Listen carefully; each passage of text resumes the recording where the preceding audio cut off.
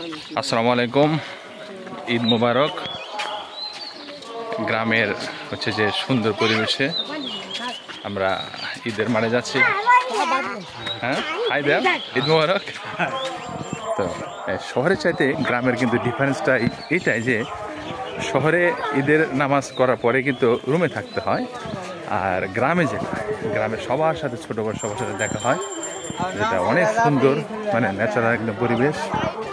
মেঠো পথ ধরে আমার মাঠে যাচ্ছি আল্লাহর রহমতে।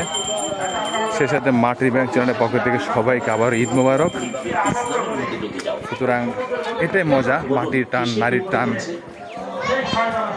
ঈদ মুবারক হাবিজুর।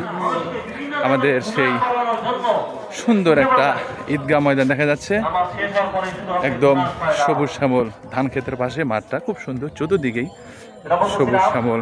গ্রামের যেটা পরিবেশ বলতে যেটা বোঝায় এটা বর্ণনা করা যাবে না, কত সুন্দর ভালো লাগে।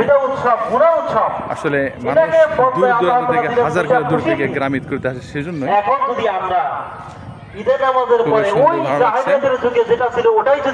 ঈদের বয়ান হচ্ছে।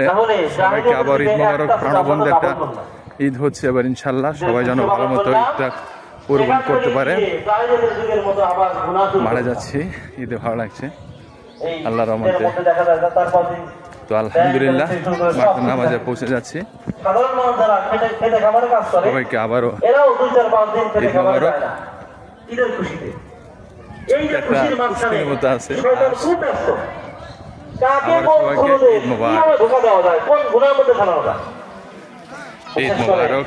আসসালামু আলাইকুম।